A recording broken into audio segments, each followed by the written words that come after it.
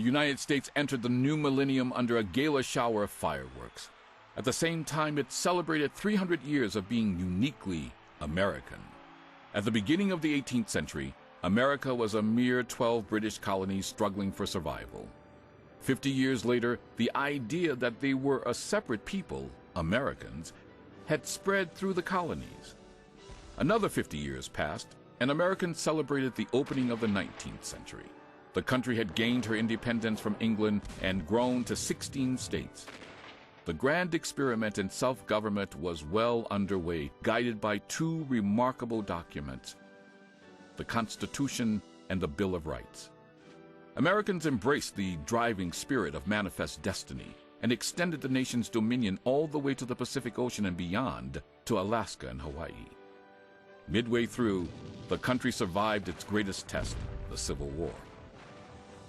And by 1899, the century had defined the American character: generous, a bit reckless, fiercely competitive, and tenacious. When the 20th century opened, the frontier was gone. America now looked to take on the world economically. Civil and political rights were extended to women and minorities. After participating in 2 world wars, the U.S. emerged as the preeminent economic and military power on the planet. By the end of the century, it had moved from an industrial to a post-industrial economy. The population reached 281 million, and the nation was now more ethnically diverse than at any time in its history. But at the millennium's end, in spite of world dominance, 2 events cast the future in uncertainty for many Americans. One bordered on silliness, but the other was chillingly evil. A possible computer glitch called Y2K sent many Americans into a frenzy of near-comical apprehension. Word that computer software was unprepared for the transition from 1999 to 2000, many feared that the computers would, in effect, believe that the 20th century had started over again.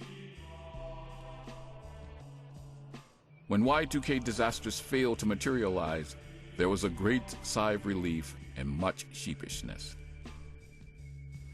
But the other event proved more insidious. At a ferryboat entry point from Canada to here in Bellingham, Washington, government agents discovered an Al-Qaeda terrorist trying to smuggle explosives into the United States. A new kind of enemy had emerged. Terrorists with no allegiance to country, dedicated to destroying Americans and their way of life. On September 11, 2001, they would strike successfully and cause the single-day greatest loss of life on American soil since Antietam in the Civil War. None of those first colonists grinding out a subsistence living could possibly have imagined what their courage in a brave new world would lead to 300 years later.